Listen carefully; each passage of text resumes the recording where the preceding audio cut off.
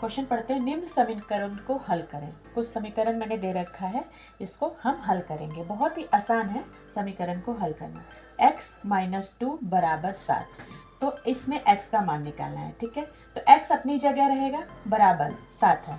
तो जब ये संख्या एक तरफ जाएगी और x y जो है एक तरफ होगा, तो x का मान एक ही x है, x का मान निकालेंगे तो 7, ये जमा का है तो जमा का, और ये जब 2 इस तरफ आएगा तो ये घटा का है, तो ये क्या हो जाएगा, जमा का हो जाएगा, तो ये 2 हो जाएगा। तो x क्या हो जाएगा, x 7 जमा 2 9, ये हमारा आंसर है। ठीक है, ये छोटा सा समीकरण है, बहुत ही आसान, ये सॉल्व कर लिया। अब बी वाला देखिए, y जमा 3 बराबर 10। ठीक है, इसमें y का मान निकालना है, तो y यहीं पे रहेगा, बराबर 10 है, और ये 3 प्लस में है, तो जब उस तरफ जाएगा, बराबर के उस तरफ जाएगा, तो ये माइनस का हो जाएगा। ठीक है, तो y बराबर क्या हो जाएगा, माइनस और 3 जाएगा तो 10 में से 3 जाएगा तो 7 आएगा, तो y का मान क्या आएगा, 7। ठीक है, तीसरा देखिए, ये बटे वाला है, ये भी आसान है, बहुत ही सिंपल सा है।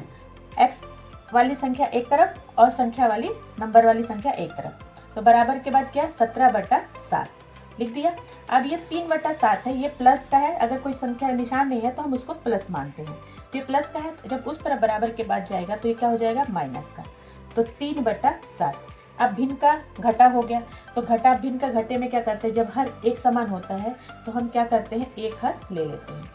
एक हर ले लिया हमने, और ऊपर वाली संख्या को वैसे माइनस कर देंगे, तो 17 में से 3 गया तो कितना आएगा आपका, 14 आएगा, 14/7। अब ये कटेगा, 7 एकम 7, 7 दूनी 14, तो x का मान क्या आया है, x बराबर 2 हमारा आया।